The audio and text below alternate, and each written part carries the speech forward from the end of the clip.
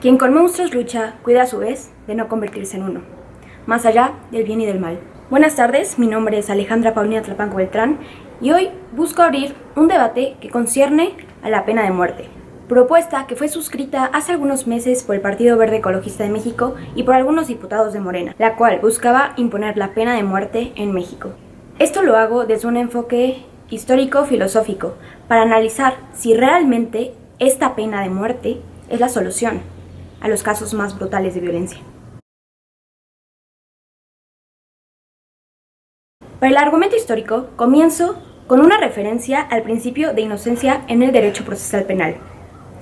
Valen más 100 culpables sueltos que un solo inocente preso.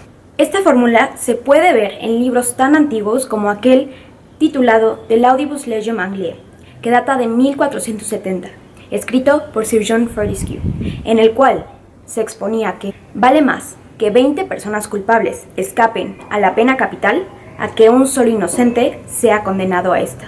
Desde aquel entonces se discutía la pena de muerte, pero el debate que nos atañe es aquel que se produjo en 1917, año en que se reformó nuestra Constitución. Liberales y conservadores discutieron por días la pena de muerte. Durante el debate, el diputado de corte abolicionista Gaspar Bolaños expresó con las siguientes palabras: la pena de muerte constituye una violación al derecho natural. Es inútil la pena de muerte, porque no es cierto que tenga la ejemplaridad que se le ha pretendido. Quien sufre menos por la imposición de esta pena es el propio delincuente.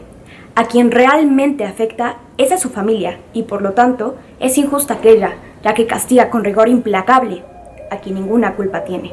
Para entender la pena de muerte es necesario comprender el hartazgo colectivo ante la falta de respuesta ante la violencia en el país. Para esto, haré uso de su imaginación. Imagina que vives con tu familia en una comunidad rural, comunidad que se encuentra alejada de la urbe, lejos de la policía y de todas las instancias de seguridad.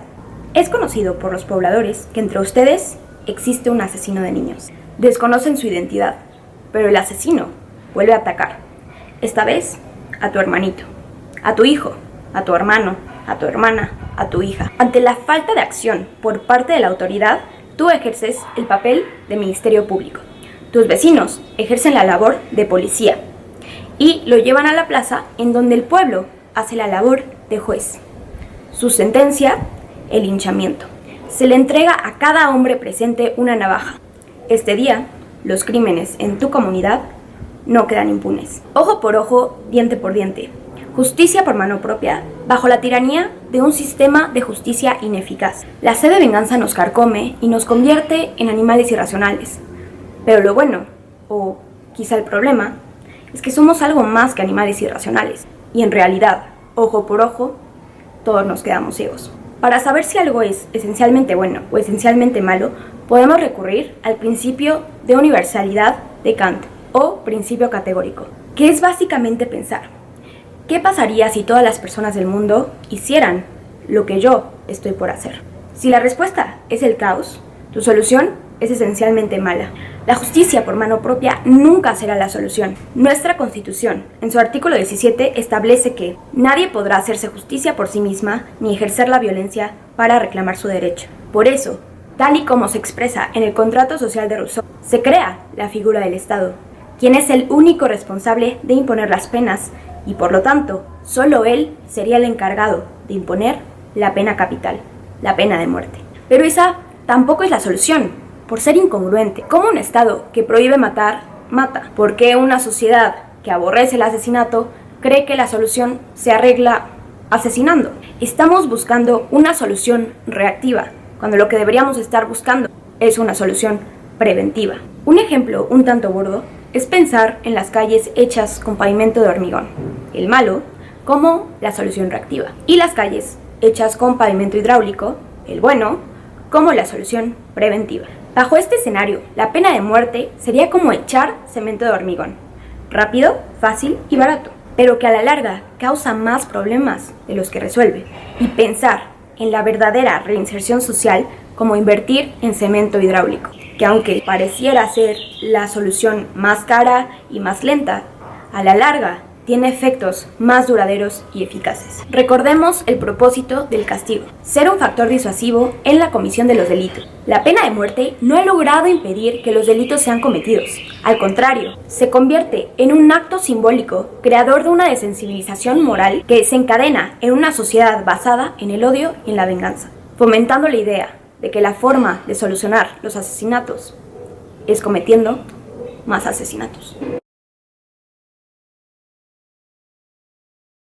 Amnistía Internacional ha demostrado que la aplicación de la pena de muerte país tras país cae desproporcionadamente sobre las minorías raciales o étnicas. Se utiliza como un instrumento de represión política, se impone y se ejecuta de manera arbitraria. Es un castigo irrevocable que puede dar lugar a la ejecución de personas totalmente inocentes. Diferente a lo que la mayoría de las personas piensa, le sale más caro al Estado pagar la pena capital que tener a una persona en cadena perpetua. Además de que, claramente, la pena capital viola los derechos humanos y por ende todos los tratados de los que México es parte. Veámoslo desde la perspectiva de la violación a los derechos humanos. La sanción más grave que un Estado le puede imponer a una persona física es la privación deliberada a su derecho a la vida. La Declaración Universal sobre Derechos Humanos es un compromiso internacional para fomentar estos en todo el mundo. Los derechos que proclama son inherentes a todas las personas. No son privilegios que los Estados pueden conceder a una persona por buena conducta y, por tanto,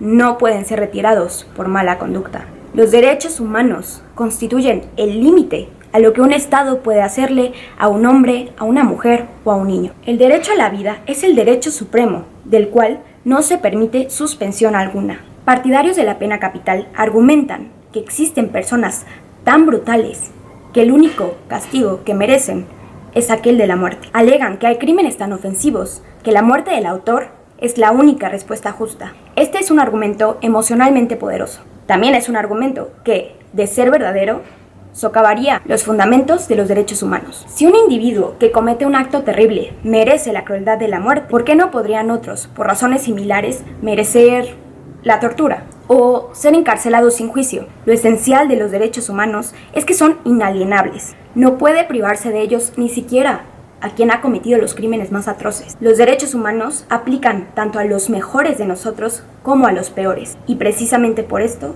nos protegen a todos. El argumento del castigo merecido se reduce a un deseo de venganza enmascarado tras un supuesto principio de justicia. El deseo de venganza puede comprenderse, pero hay que resistirnos a llevarlo a cabo. La historia de los esfuerzos colectivos por establecer el Estado de Derecho es la historia de la restricción progresiva de la venganza. Si los ordenamientos penales actuales no prescriben que se torture a un torturador o se viole a un violador, no es porque se toleren los delitos, es porque las sociedades comprenden que para ser sólidos deben edificarse sobre valores diferentes de aquellos que condenan. Queda bien aquí un dicho que dice: aborrece el delito, compadécete del delincuente.